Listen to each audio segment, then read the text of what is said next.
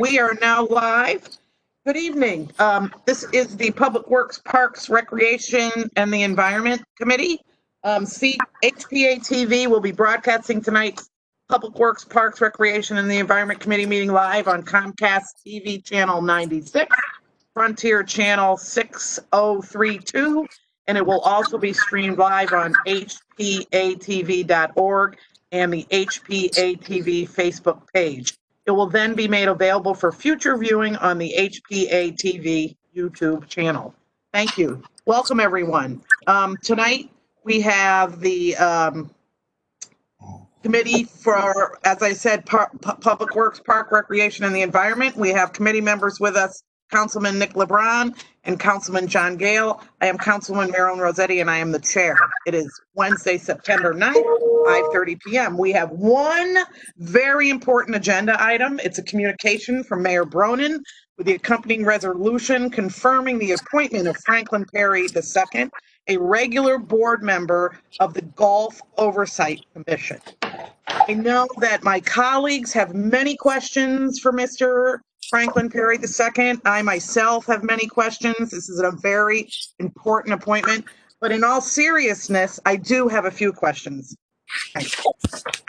So I don't know if you'd like to say a quick something, but please do. And then I think my colleagues, each of us would like to ask a little something.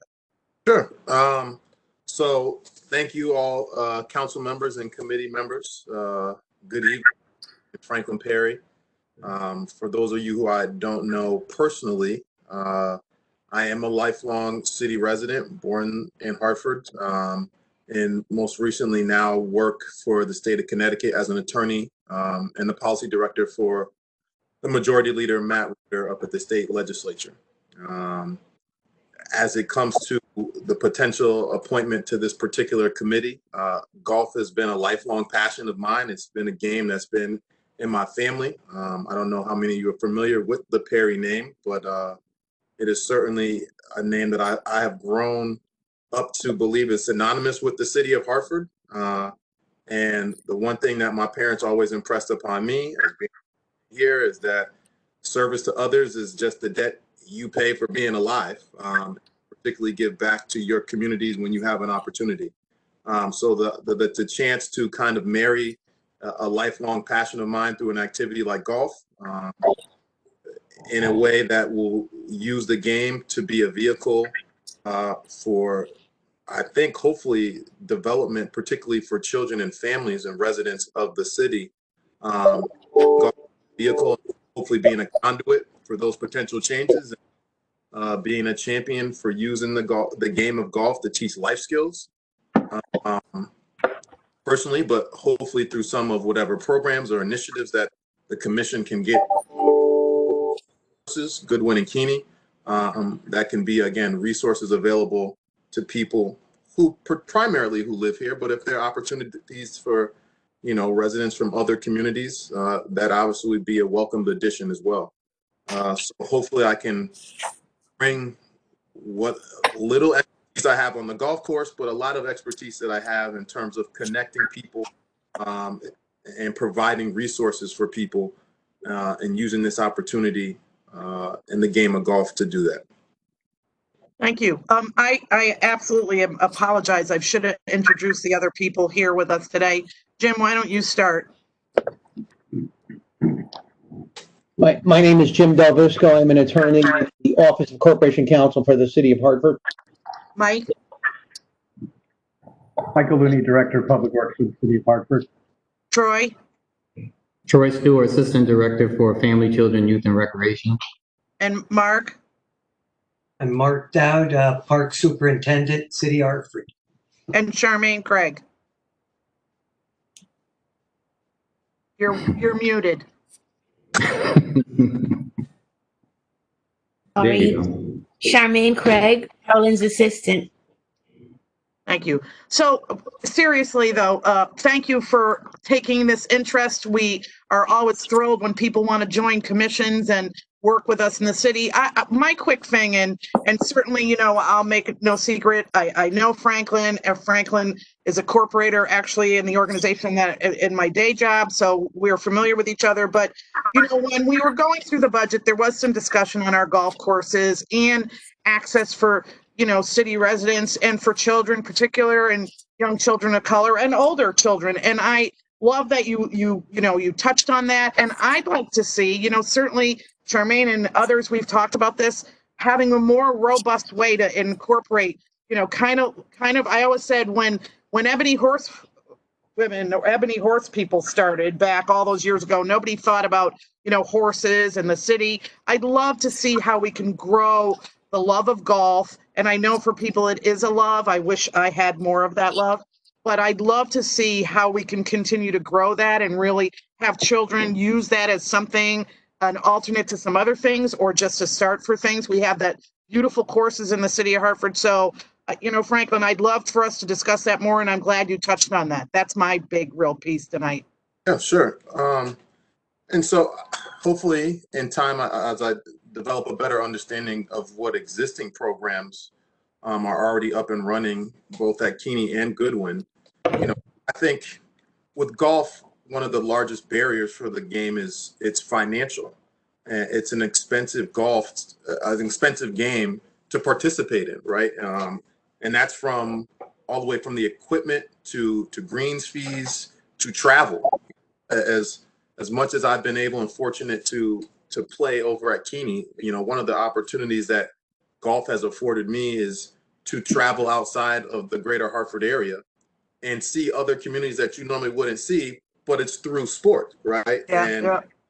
For me, golf or soccer or basketball or baseball, one of the biggest advantages that you have, particularly with youth, is that there are so many municipal courses throughout the greater Hartford area. I mean, I'm not even talking about the entire state, but I'm talking more about courses that are literally in our backyard within a 5-mile radius that youth are precluded from ever seeing outside of their direct communities, right? So in considering how do you open up those avenues and doors for kids to go through, I think the commission and potentially through the staff that work at both of the golf courses locally, I think there has to be attention to outreach, where club golf pros are connecting with each other and potentially setting up almost like a consortium where, you can work out deals where you say, what, if you're a member here, you get a discounted rate over at this particular course. Or for some of these instructors, they all know each other throughout the state of Connecticut. They've got their PGA. It's a very tight network. So I know that there has to be opportunities that can be worked out between even just the golf pros who are providing most of the lessons. I mean, a lot of my spring and my summer have been spent over at Keeney and Goodwin, and I see a bunch of young kids getting taught the game of golf over in the practice range and then at the driving range. And I'm saying to myself, well, it's a mixed group of children, but if we're going to be honest and say, well, we want to provide those same opportunities for the kids here in Hartford, it's outreach is the word that I use, but you can't bring kids into a game that they don't know about, right? And so now you have to figure out a way creatively to engage the community so that parents know that there is an opportunity for their kids to even participate in the sport.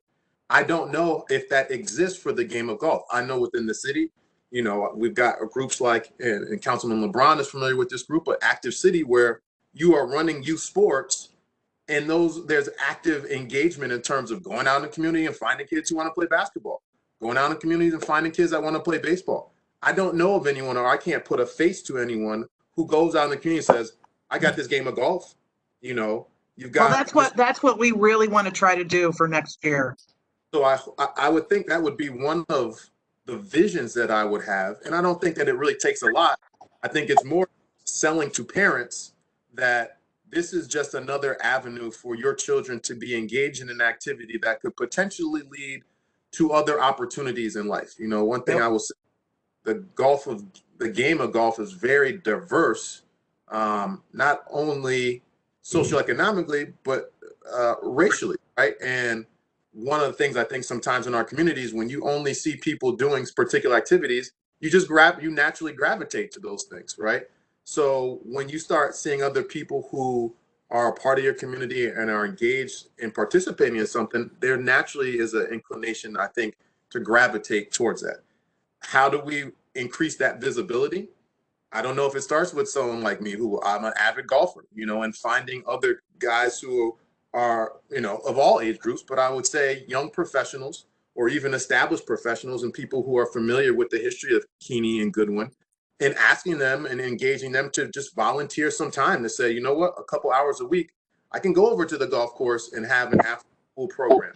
Obviously I don't know what school is going to look like for the next year, but when we have a little bit more structure and predictability, do you connect with schools and say, you know what, let's go to our local middle schools and elementary schools and say, all right, we're going to offer an after school program, where it's cost effective, because listen, you go to these places like Play It Again Sports or these secondhand stores, Mike's Golf Outlet, people are donating and giving away clubs all the time to make back, cents on a dollar. Yep.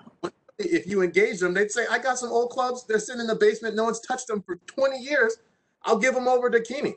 And all you got to do is follow down the clubs, and all of a sudden you've got all these sets you can work with. So now you've almost eliminated the barrier to the equipment of golf. There are plenty of balls. Trust me, people hit enough balls in the I think there's some in my yard from Goodwin, actually. Right. So I know, because we're pressed for time, even though we could talk about this a lot, and I really am serious when I say this is something that we've discussed and I think is really important. I know my colleagues, Councilman Gale and then Councilman LeBron, would like to say, they really have some things they would like to say. So Councilman Gale. Yeah, thank you, Chairwoman. Frank, of course, I had a whole black binder here of questions that I was going to ask you, but I'm throwing the binder out. Just picking up on your comments, I love your enthusiasm, and I really appreciate your mentioning, building from within. I mean, clearly the kids that grow up in Hartford that learn to play golf, and they become the support for Keeney and Goodwin of the future. And to the extent that you can help grow that, so much the better. I would mention to you that I know my son played golf at Hartford High. I don't know if Hartford High still has a golf team. Right. I don't know if any of the city schools still have a golf team. So, really appreciate the concept of getting into the schools and at least, trying to generate some interest. I would love to see that interest develop into something a little bit more like a team. That's right. My kid told me when he was at Hartford High, they would go to all these suburban schools. They never won a damn thing, but they had a great time and they were thrilled to do it. And it didn't hurt anybody's ego, but it gave them a life skill. So, plaudits to you. Thanks for stepping up to the plate. No, I appreciate it. Thank you, Councilman Gale. Councilman LeBron. Sure. So, Mr. Perry, thank you for your dedication to community and your continued commitment to Hartford. I also acknowledge the fact about youth sports and how important it is for the city. It's nothing more than I would love to see than the next Tiger Woods coming from Hartford, or something like that. But not just about that, but using one of the things that you said, using golf as a vehicle to be a life-changing experience. So with that being said, I just have two questions for you. The first question, I know you probably, I think if I'm correct, I think you frequent Keeney Park Golf Course, correct? I do, yeah. What did they suffer any damage from the that tropical storm that we had? So the majority of the damage did not directly impact the actual course and the play of the holes. I think the way that Keeney's designed is that a lot of the trees and forestation is set back in a way where a lot of the damage is in the rough or in areas where you're hitting out of bounds anyway. Okay. I think the greatest impacted parts were actually the entranceways coming in off of Tower and then also coming off of Windsor Avenue. Those trees, they fall and they obstruct the thoroughways. I think that was an impediment. Simply because people could not access the park. Okay. Actual physical damage to the course, I was out there, admittedly, I was out there very early this morning, and, the the tree cleaning guys were out there and have started to move a lot of the fallen debris that are in the wooded areas where hopefully you're not hitting a lot of balls, but I do. So I've gotten to know those guys pretty well. So no, the course itself was not severely impacted as opposed Right. to possible places. And so the last question I have for you is, are you a scratch golfer? You know, this is something that I hope to pass to the younger generation. You know, it's not always how you score. If I was a scratch golfer, I probably wouldn't be on this call right now because I get my services as a teacher rather than trying to connect people, the real experts who know how to play. So Got it. on it, I don't know if scratch is in my future, but if we find that in the city, I will be glad to carry his bag for the next 20 years, and I'll retire off of the commission. So if that's just another cherry on top for anything that we can generate out of the city, you know. Thank you. Well, Thank you, Madam Chair. I know this could go on for hours, but as public access has instructed me, because Councilman LeBron, we have a meeting again at 6, and they need to whatever they do technology-wise. So we thank you very much. We are thrilled that you want to give your service and time to the city that we all love. So I am looking for a motion. Yeah, I make a motion. Oh, God. So moved. I move it back to council with a favorable recommendation. Thank you. So we're all in favor, abstain. So motion passes. You will be on our agenda for the next meeting, which is on Monday, I believe. So we have no other business. Thank you all. Do I have a motion to adjourn? Just verify right quick. Yes. Councilman Gale, you moved and LeBron second? On second. Sure. Yep. Sure. Okay, thank you. Yes. Thank you, LeBron, Shane. and LeBron just moved that we adjourn, and I second that one. And you know what? Thank Duly you all noted. very much. Have a good night. Thank you, everybody. Everybody. Bye-bye.